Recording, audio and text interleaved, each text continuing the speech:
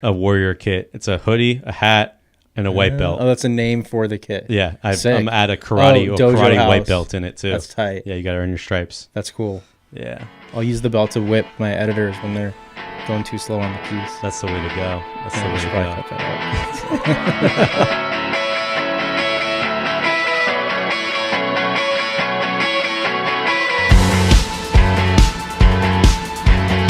Can't wait on nobody.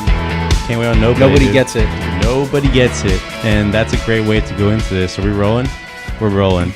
This is the Nobody Gets It podcast. I'm here with my buddy Andrew Sandler, a great director, a great filmmaker, great producer. And I just wanted to have you on because I'm starting this podcast up and I'm just trying to get some core individuals that were our close friends, but also people we work with, and just, have a casual conversation like this. And thanks for taking the time. Cool, no problem. Yeah. Let's have some fun. Let's keep it casual. Keep it casual. That's what it's all about, man. I've been listening to a lot of Armchair Expert, Dax's podcasts, and Will Arnett's do you listen to any podcasts? Yeah, I listened to a bunch. I was listening to Roger Deakins' podcast on the way here. Well, he just had Matt Reeves on it, who's one of my favorite directors of all time. Nice. Did the Batman and Planet of the Apes. But yeah, he's awesome. Yeah, Roger Deakins is the DP, right? Yeah. The infamous. Yeah, he's a really cool most podcast. Iconic. Yeah. I need to check that out. I like the one with Will Arnett and Jason Bateman and Sean Hayes. They're funny. I haven't heard that one yet, but it's good. I like it when it's more three people going back and forth. This is cool, but I like it when it's way more people talking to. Yeah. But yeah, let's get into it. I mean, it's a casual conversation. The theme is that we'll kind of touch on is what is it that nobody gets about yourself, but it's not to get all emo about it. It's what is it nobody gets about the work you put in? Because we're in an industry where we are 24/7. We're working on weekends or long nights doing things. You're making films, you're making music videos, documentaries I want to talk about too. And it's we want to just use this as an educational tool to show younger kids. We have 9 interns in the building for Dojo House. All of them are, coming on set with us and learning from us firsthand. And I think it's cool when they're cutting up these episodes and they get to learn from yourself. We had Jordan Wazzy on before this. And just directors just coming in here and talking about, as much as we don't like to talk about ourselves, we're just going to talk a little bit about the origin story and just things we've learned. Yeah. Right? I think that's what it's about at the end of the day, is being able to give back to the next generation of filmmakers. And even though it's sometimes weird to talk about yourself, it's cool to look back and see how far we've come. I agree. And I mean, I think we can even go into I'm going to start there. It's 2023. How I even first met you was 2019.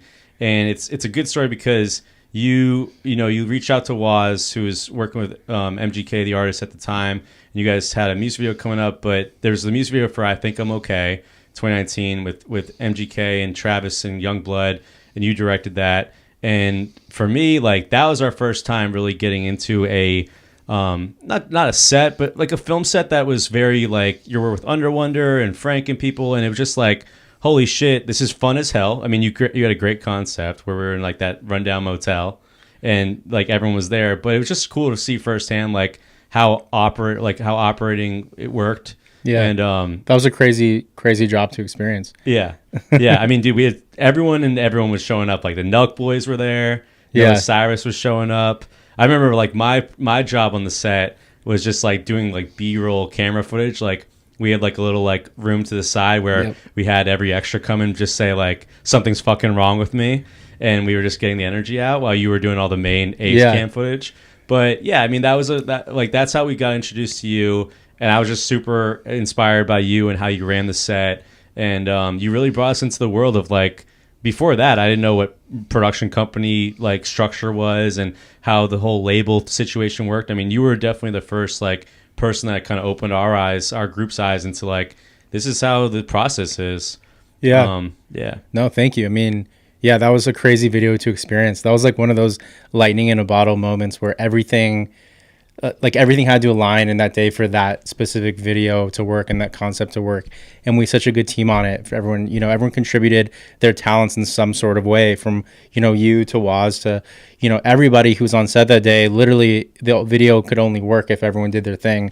And it's cool that was kind of your first experience working with me and on that kind of set. because I think that's such a good story of like just throwing yourself into the fire and just contributing whatever you can to a product. Because I think what people don't realize at the end of the day is, you know, obviously the director usually gets all the shine, but like, you know, same thing like a NASCAR driver. The NASCAR driver only exists because of his pit crew, right? So it's like I'm only as good as the team that's around me to support me and kind of like lift me up. Yeah. So that's a great example of a video where like would have been shit if I didn't have a good team around me. Yeah, I mean, like even like we're used to just having like one DP on there, and there was one DP, but there was also like Shout out to Rob Witt. yeah, Rob Witt, your boy, and like he was doing all the spins with the crane, and first time for me to see that was pretty cool. But like you like Jacob Owens up in there, I think Corey Burmester was shooting too.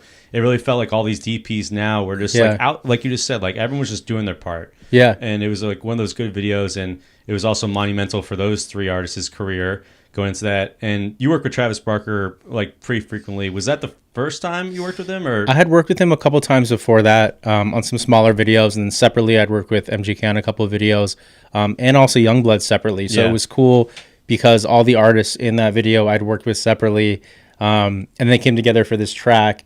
And it was cool to be able to do the track, you know, that track with them. And like the video and song did so well, it kind of like launched them. It started the era of MGK's like punk rock era into that, I believe. And like, yeah, it was just like, that's a really good one we look back on. And it's like, man, everything about that day was just awesome. Yeah, it was all fun. the stuff that came out of it. And then, yeah, we just kind of kept going from there. And you, kept working with Travis closely, which is really cool. What's special with you is like you do a really good job at developing relationships with the artists, not just like one-offs. And that's special. And even before that, like, you know, kind of we said documentaries, like you did like a documentary with like Chris Brown, Mary J. Blige. You produced those, right? I directed those. Did the Cash Money doc for Spotify. Yeah. A couple docs I'm working on right now, and a concert film that just came out in theaters. But I feel like you have to now. You kind of have to be multifaceted in your approach, especially as a director, to be able to do music videos, commercials, documentaries. You know, my goal is TV and film. So to be able to do all of that, I think is how you kind of stay busy, but also like refine your craft, because they all require a different muscle. You know, like music videos is one, maybe two, maybe three, if you're lucky, shoot days with about a week of prep usually before that. So it's like a sprint.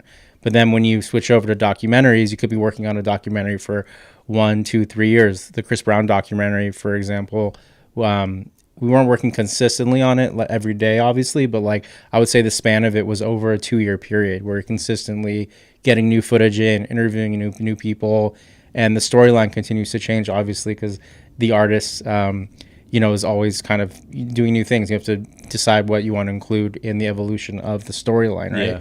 Did you like it that way, where it was like all like take like over a period of time, or did you want it to just knock it out? I think it's different, you know, like I enjoy music videos and commercials differently from, you know, narrative and documentary space. I think like I enjoy different aspects of them.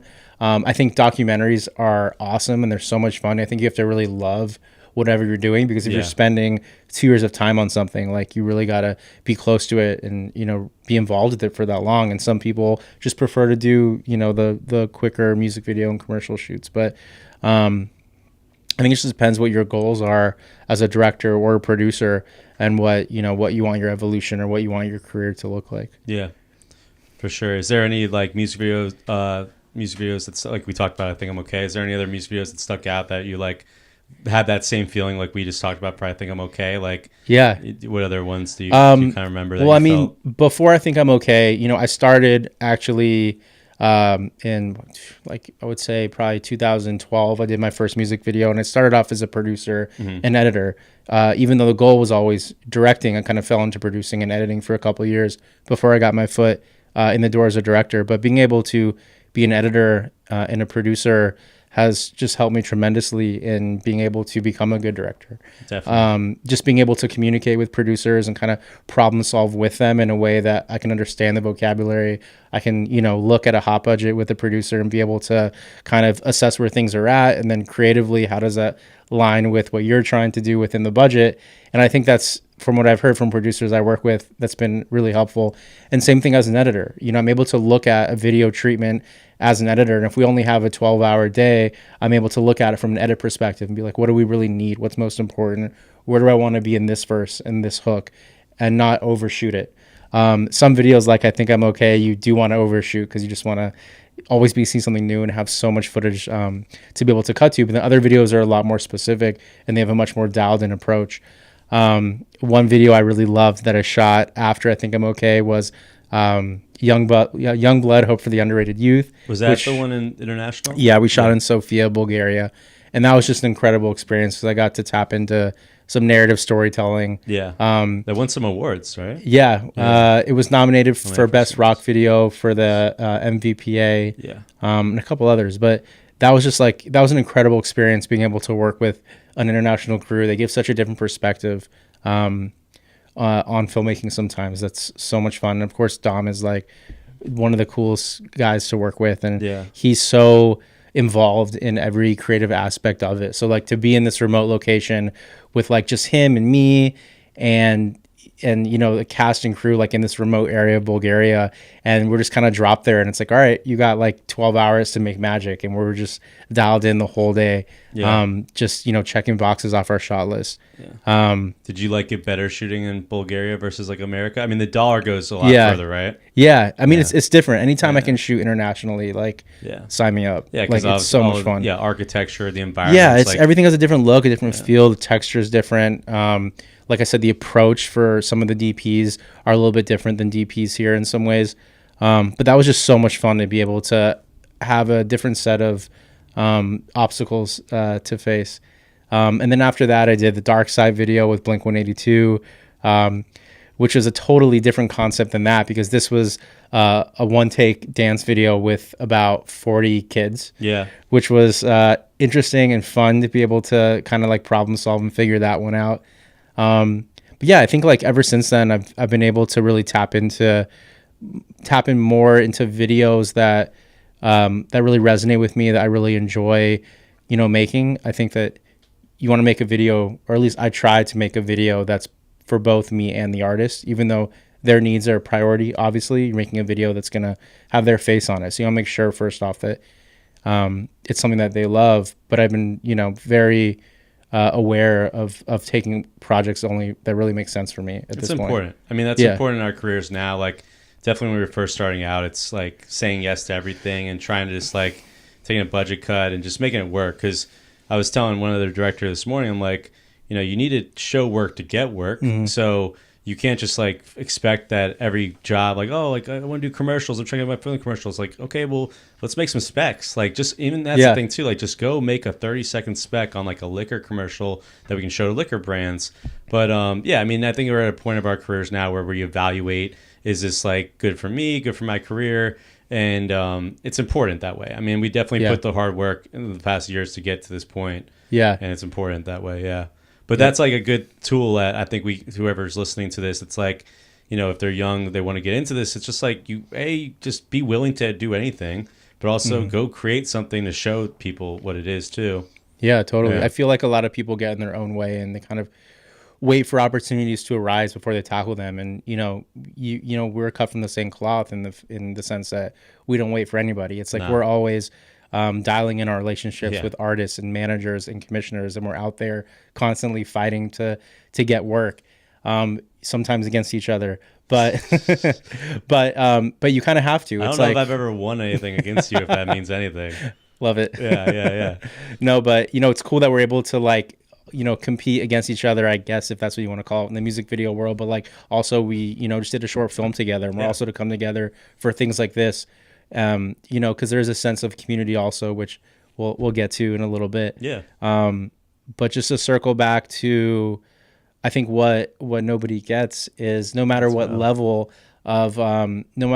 you get to in this industry, and you know, I did music videos because I'm a fan of music videos. And I'm a fan of music video directors that came before me, like Mark Romanek and Anthony Mandler and Dave Meyers, and they're still fighting for the projects that they want, if you talk to any of them. So I think the misconception is like you get to a certain level and it's just like, you know, smooth sailing, and it's not. You're consistently fighting for the jobs that you want to get. There's always gonna be new people, there's always gonna be new technologies.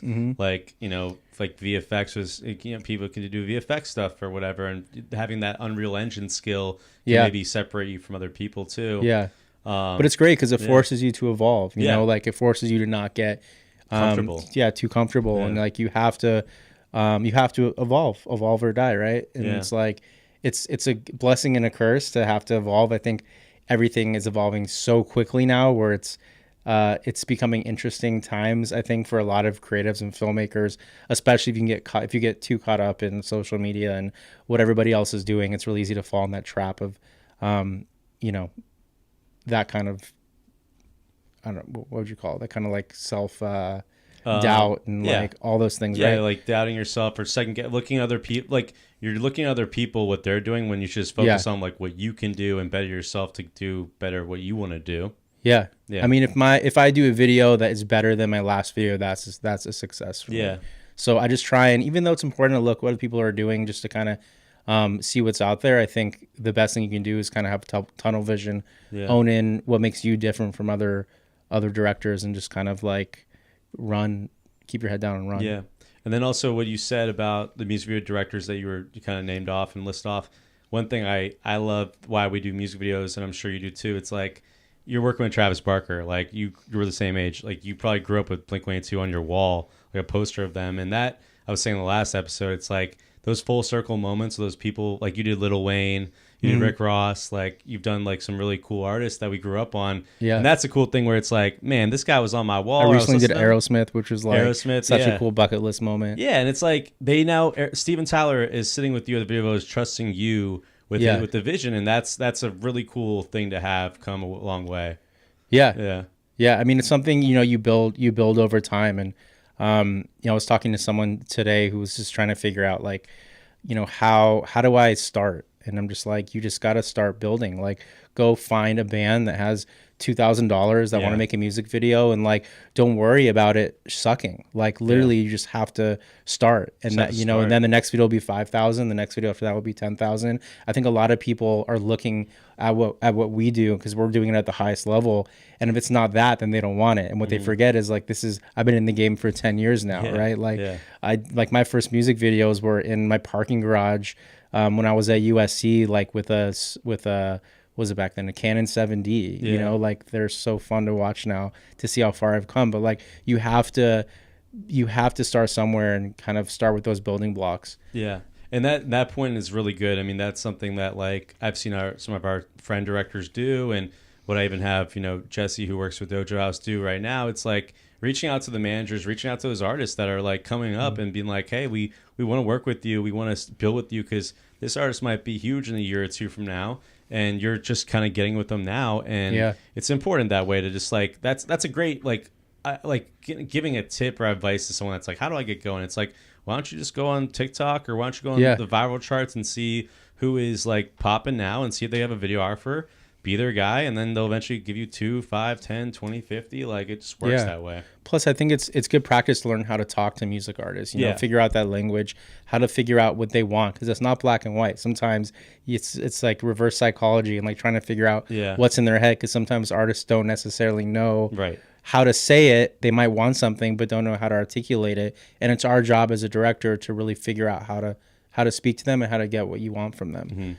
So just starting with new artists like this, it's less stress that way. And the last thing you want to do too is like, just you want those building blocks, because the last thing you want to do is like think you're above that and go to an artist and then you're just not prepared. And you don't know what you're doing, and then they'll never forget that. Like, this guy 86, this guy, don't remember not to work with him. So it's important that like enjoy the process of learning on those smaller budget videos to get to where you are. And you can't forget what the end goal is too. If you're like what is your end goal? People, I think, get lost in like keeping up with the Joneses, and like they forget what the end goal is. Like, for me, it's film and TV, right? So I try to at least interject some level of like narrative storytelling into my music videos and commercials now, so that I can use that for my narrative reel and be able to get to the film and film and TV stuff. We just did a short film together that we put some of our own money in, and I think like sometimes you have to do things like that to be able to get to the next level, because for me it's about ownership. Like, how cool is it now that we're doing music videos on this side, but now we also have a short film that we own 100% of, that we could take to festivals and like feel really good about something that we created from nothing. Yeah, no, I'm happy you touched on that. You're talking about the short film Before I Go. You and your fiance didn't write. Tyler Schultz wrote it. Right? Yeah, I co-wrote it with Tyler Co-wrote, Schultz. cool. My fiance Veronica, who's Yeah. an absolutely incredible actress, Yo, stars yeah. in it. Dude, when and I she saw crushes it. when I saw that first dailies when I was about a month ago, and what was the part? Oh, well, I don't know if I want to give it away. Do I want to? Yeah, sure. The part which stabs, and Yeah. the stabbing part. There's some part They won't But I get got it out of context. Yeah, it's not. But there's a good story here. But yeah, I mean, I got chills watching her performance. It was really good. And yeah, I mean, the whole context of this is that you guys had this script. You guys did a really good job. You brought the Seed and Spark, which is a crowdfunding source, raised money there. I love you as a friend, love you as a collaborator. So does Abby, my partner at Dojo House, longtime friend of yours too. We're like, yo, we want to get into this because, like you just said, we had the music video stuff, we got commercial stuff, and we all want to get into film stuff. Yeah. And the four of us, you and Veronica, me and Abby, like, I'm happy we all did it together, and we're fine with putting our own money into it because I invest in people. I invest in the things I want to invest in and I believe in. And I believe for all four of us, it's going to take us to where we want to go. Yeah. Or at least the next steps that we are really intrigued to go to. And I mean, we shot this in New York. And I say we, but I wasn't actually on the ground. You guys really shot this in New York.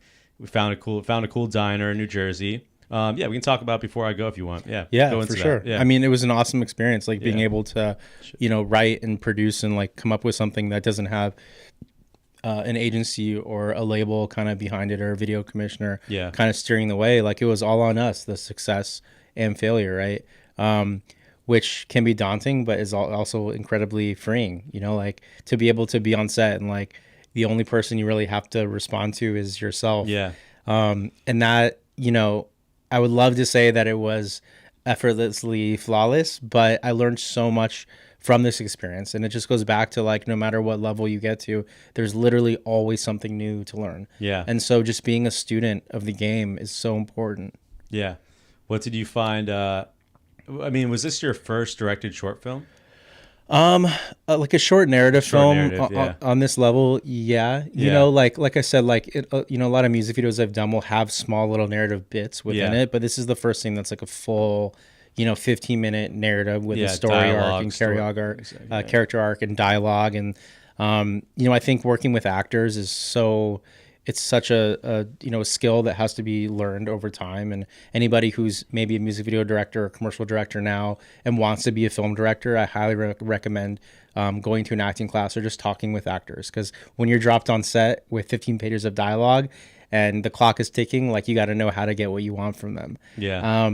And so that was just a fun experience, being able to like really roll my sleeves up and like get into it with actors. That's something I hadn't done in a really long time. Yeah. I started as an actor when I was a child. Yeah, I wanted to make sure I brought this up. I brought this up to you on the side. I'm like, we're going to talk about this real quick. No, it's totally fine because, being able to be an actor from, even if it was a long ass time ago, but from ages 9 to about 16, I was able to be in, movies and commercials and TV shows and all the stuff. But and I was in acting class the whole time. And even though it was a long time ago, it's still kind of in my DNA. And I'm able to talk to actors differently because of that experience. So, but other people don't have that experience, right? Yeah. So I would say, because you got your start being an actor, pretty much. Yeah, like you would say. Yeah. So, I mean, that was like my first, like, I'm from LA, born and raised in LA, so just being in and around the movie industry was something that I've always been around, and then being an actor gave me access to being on set and just loving what was happening around me, and then. And I'm going to give context. Your first film, was it your first film? It wasn't my first film, but okay. One of your first films though was Minority Report, which is a massive blockbuster movie. Yeah, and you got to play Tom Cruise's son. Yeah, that's pretty fucking tight. Yeah, I was working with Steven Spielberg. Yeah, at the time I knew how cool that was, but now even more so. I'm older. I'm like, that was fucking cool. Do you remember anything specific? Yeah, of course. Of course. I mean, we shot on this Sony lot, and I think the role I had was supposed to be like 3 or 4 days, and Steven ended up letting me stay on set for like 2 weeks just to watch them film, because I was so intrigued by the process and told him I wanted to be a filmmaker. And so he let me stay on set for 2 weeks, and I got to watch Tom Cruise work and, kind of hang out in the back lot. And that was instrumental in me deciding to be a director and really take it seriously. From there, is when I really got my first camera, downloaded Final Cut Pro 7 or whatever it was back then, and began to create my own films. Yeah. I did similar in college. I don't know if you even knew this, but I was on HBO's Eastbound and Down. Did I ever tell you that? No, I don't think you did. Did you know the show Eastbound? Yeah, and I Down? thought you worked on it, but you were in it. I was an extra, not as Hilarious. good, not as cool as you, but I was like, that's so cool. Yeah, but you still got to be on set and watch the you observing went down. Steven and Tom. I was observing Jody Hill and Danny McBride, and just like that. I was 21 at the time in college, and they came to my college to film, and I just thought it was the coolest fucking thing of like being an extra in the scene of this classroom scene, and Danny McBride just goes improv on everything. Like he knows A to B where to go in the scene, but everything that comes out of his mouth is never the same. But as soon as they all cut, the director's on the floor laughing, like everyone's just geeking out. And I was just like, dude, this is what I want to do in my life. Like it's like having fun with your friends, just making films and TV shows. Totally. Yeah, and that's cool. Like I got to observe them. You got to observe the legends. I mean, who's more legendary? Steven Spielberg and Tom Cruise. Yeah. But it's on that note, like it's awesome what you're doing with Dojo House because you're really creating a solid team around you, and like, even Spielberg at the highest level, works with the same DP, the same AD, usually the same production designer, editor, composer for years. Yeah. And it's like he really dialed in that team, and that's what makes him Steven Spielberg. And even though we're doing on a much smaller scale now, to be able to kind of like form your team and come up with that team is everything. You're able to like, everyone, it makes it more fun. You develop like a secondhand language with everybody. Like you really grow with people, and I think that's so key. Chemistry is really important. Yeah. Obviously, like we were talking on the last podcast, like it's a team sport. I mean, like you literally can treat it like a sports game, but like if you're not meshing with that team, that teammate, you're gonna mess up, or things are just not gonna go the way it should go. And it's important the morale you build with like, the DPs, the ADs, like these are all people you lean on to lead your departments. Yeah. Super important. I think we do a good job of keeping the ones we like around and always staying with that. Yeah. And I think it's like at my Production Connect event last week, I definitely wanted to touch into that. Yeah. I got to have Hannah Lux Davis and Ev Solomon speak. Ev is an incredible first AD that I've worked with many times, and Hannah is a fellow director who just absolutely kills it in the music video world, and somebody that I look up to as a director. But one of the things that Ev mentioned as a first AD is he works in the shadows. It's like if you do your job really well, sometimes you don't even know, people don't know that you did it. Yeah. And that's just something like when you build a team, you have to check your ego at the door 100%. Sometimes one person on the team gets all the shine, and sometimes it's another person on the team. And that's just what comes with the territory of what we do. Mm-hmm. For sure. And Production Connect, like you were just saying, like what I've been building with Dojo House internally with the squad, you're doing it on a way bigger scale with the community, Production Connect, and doing it at the Victorian in Santa Monica once a month, first Wednesday of every month. And you've been doing it since like February, March? Yeah, we're coming up on the fifth month. Yeah. It's been cool. Like it kind of like the idea came to me during COVID. Everybody was on Clubhouse and all these other apps, and these groups were popping up where like directors would pop up on Clubhouse and talk about, director things with other directors. And it was really cool to see the community come together because it's interesting like how much we work together and see each other kind of like work from the sidelines, but the community I feel like was a little bit weak in my opinion in terms of like how we support and also like hang out with each other. So I came up with the idea to do Production Connect, to be able to have Q&As with people in the film community that I really like look up to and respect, and be able to share that with up and coming filmmakers who want to come and check it out. Mm-hmm. No, that's great. What have you learned so far in like the last 5 months that you were surprised that you learned, or is anything surprising to you so far? Like that you throwing an event is very difficult. Yeah. Hosting a Q&A is very difficult. Luckily, I have a lot of really great volunteers helping me. Yeah. But I learned something new from every speaker I bring on, and I think that's what makes it so fun for me. Is like I'm genuinely having conversations with people that I look up to and that I think are dope, and I'm asking them questions that like I would want to know the answer to myself. And then it seems like everybody so far who's there also wants to hear the same things I do. But beyond that, it's like seeing the community, seeing like people you wouldn't normally see together outside of set, hanging out, having a drink. Like for me, that's what it's about. It's important. It's important because again, like touching back what I said, like the morale, the chemistry you build with people. Like we're on set for 12 hours minimum with these people. sometimes high intensity, like, decision Yeah. making, and people's tempers get flared. But I think what you have is special, what you've been doing, and like bringing people out in the other element to come and just like hang out, see you in a different Yeah. light, no pressure. And also, yeah, people get jobs from it. I've had directors go and meet other DPs there and like, oh, I love your work. And then they, connect that way. So Yeah. yeah, I think it's a really cool thing that you've been doing, obviously. Yeah, thanks. I love seeing it grow, and who knows where it'll go from here. But for now, it's just something fun that I enjoy throwing, and I enjoy hearing stories like that. Yeah. Do you have ideas like where you want to go with it, like past this? I mean, it's a You don't lot wanna of share work it? just Yeah. throwing the event. So I think like for right now, just focusing on once a month in Santa Monica, and making sure that it's a great event every time, and I'm continuously bringing in new speakers that have different views and from all different walks of life, diversity.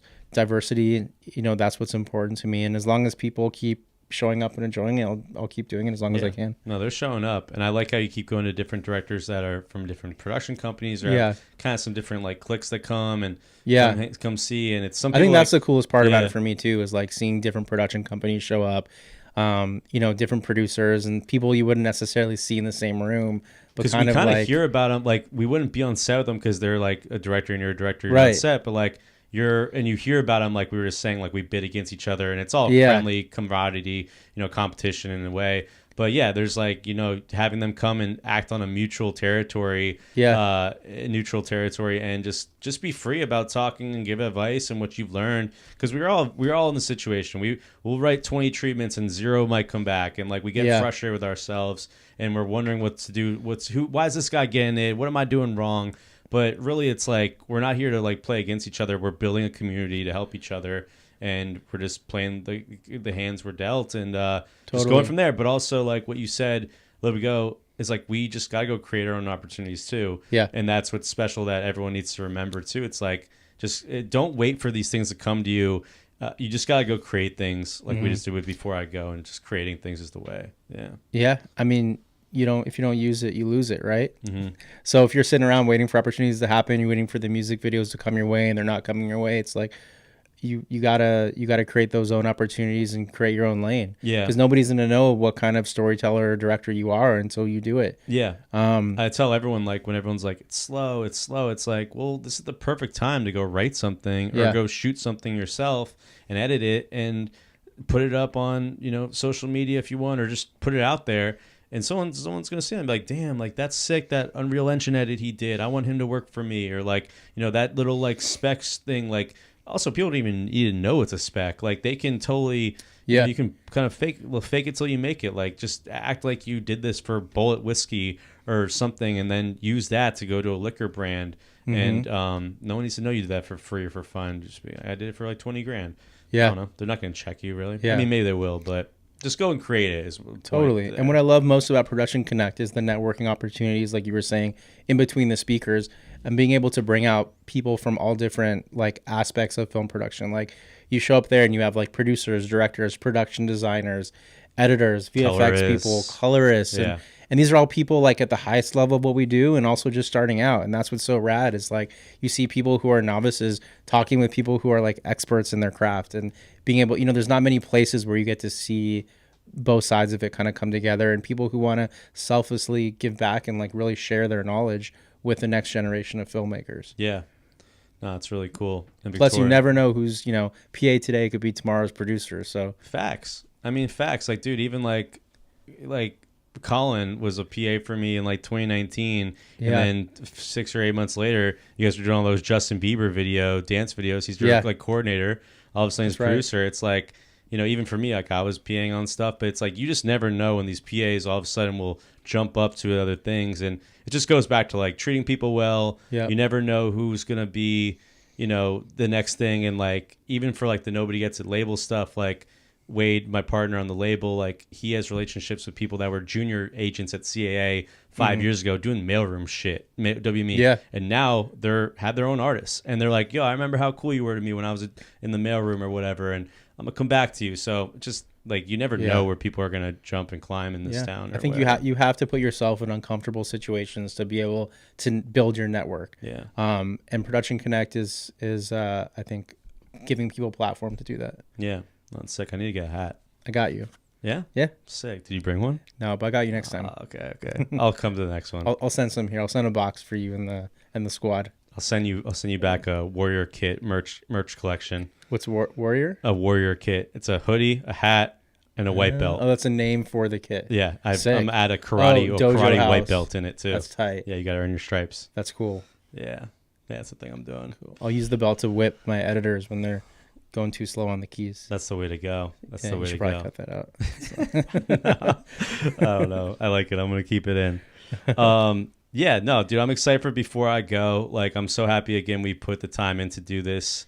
I'm excited. Like, it's done now. I'm ready for the next one. I know. I mean, I think it's crazy. I mean that. Like, I'm so like hungry now after doing that one. I'm ready for the next one. Like, I learned so much from that one. Like, it really is like developing a different type of muscle. Yeah. When you're doing these passion projects. Yeah. So like, we're not far away. I mean, like, we've been in this industry now. It's like, this shouldn't scare us to go make some scripts happen or try to get funding for scripts or go talk to A24 type companies and be like, you know, let's work out a distribution deal.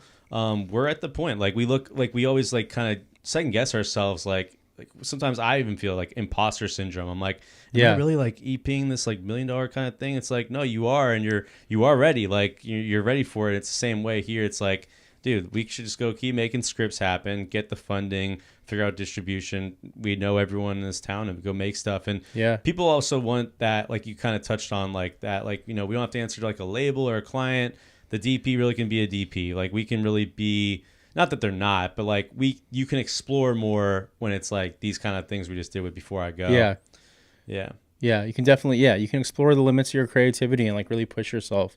And I think, like, you know, you touched on mental health. Like, it's so important in the passion projects. I feel like really reignite your at least for me, like your love for filmmaking and storytelling, because you know, sometimes you're doing commercials and music videos, you're you know, not always doing what you want for you, right? You're like servicing a client. And so to be able to balance that with doing your own things on the side, I think is like key for your mental health and like keeping your creativity high. Yeah.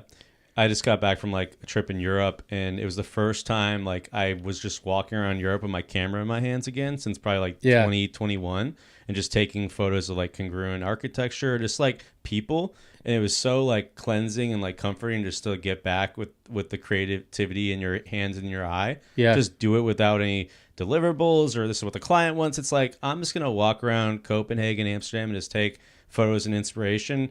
And it kind of reignited just, you kind of need those little like, you know, I don't know what to call it, like restarts or just like fresh breaks. Yeah, totally. Whatever it is. But it's so important for directors, producers, people that are creating, just like create themselves or go away and get inspired again. And just take a moment away from things. Yeah. I mean, I think there's seasons for everything. So it's like I've been trying to get better at balancing, you know, my work life with everything else. And it's like there's seasons where it's like work. And then you got to know when it's the season for like, all right, take a minute to yourself, you know, to reset, go on a trip, do a project for you.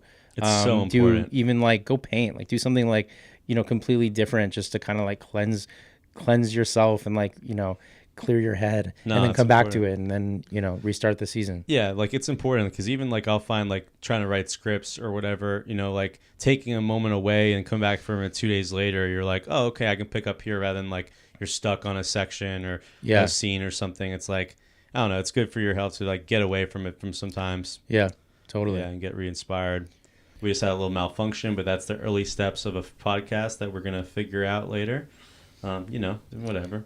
Yeah, all good. We're figuring out as we go. The most important thing is starting. Dude, right? It's like it doesn't have to be perfect, and that's the thing with Production Connect too. Is like I still don't know really what I'm doing, but every month gets better.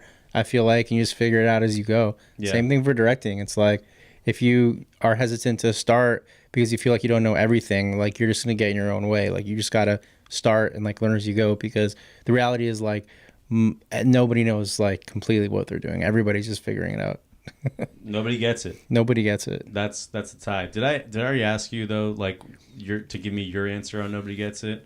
Like, what is it? I already asked you that. Yeah, but I could. Yeah, like go tell back me into like. It. I think it's like, you know, nobody. I mean, I'm sure everybody you've had on this podcast says something similar, but it's like nobody gets like, you know, what goes on behind the scenes Nobody gets really, how much work goes into your craft offset, whether it's building relationships, booking the job, bringing in clients, or just like working on your craft. It's like, it's the same thing with like going to the gym, right? It's like you have leg day, you have chest and back day and biceps and triceps day. It's like the same thing for directing. It's like you really have to work on it outside of like just stepping on set.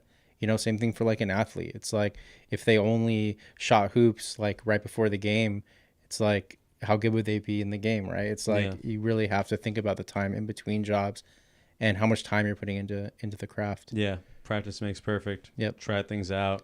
Don't be afraid to just go out there with a camera. Yeah, and don't be afraid to fail too. Like Yeah. I think failure propels you forward more than success does, honestly. Yeah. Like you learn so much from failure. And sometimes failure is success. Yeah.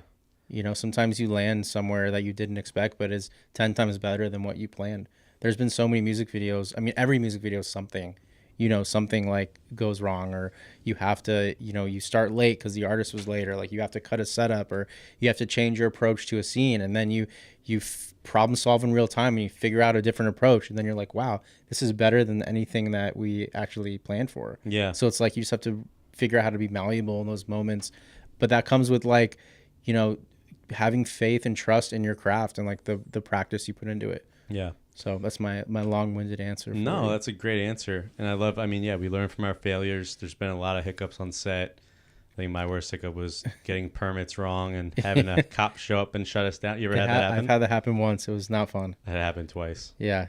Yeah. Yeah. But I bet you that won't happen to you again. And when you're shooting... Just kidding. I might still try to undercut that cost. Yeah. No, I don't know. That was a bad one. Yeah. But at least my artist. But look, it's a great story now that you get to share on our podcast. And yeah, it's worth it. Yeah, no, exactly. I mean, these are little things that like you learn from, and not to oversight. And yeah, I mean, exactly. Like when I tell all these interns, like the best way you're gonna learn is just being thrown in the fire. Mm-hmm. Like you're just like you just said, like you learn from your successes, your failures. Like it's all a learning lesson. We still learn as we go. You're learning stuff on Production Connect. I'm learning stuff at Dojo House. We learned a lot on Before I Go. Mainly in the post stuff, but yeah, I mean, it's like, yeah, it's just like, if things happen, it's not the end of the world. No one died, or hopefully no one died, but yeah, we learn from our failures. Yep. Yeah. Well, dude, I am happy that you made time to come on the Snowy Gets podcast. I know I kind of forced you to do this. Yeah. But I think it's just it was an easy ask. yeah, it's an easy ask. I want the core individuals to help me start this out. Yeah. You made it really easy to talk to. Yeah. Congrats to you on the podcast and all your success with Dojo House. I feel like what investing in people is a smart move, and you're growing so fast because of that, because you really do invest in people and people, man. You believe in, directors that you believe in, and they're going to pay that back tenfold to you. So yeah, I believe that too. Cool. Awesome.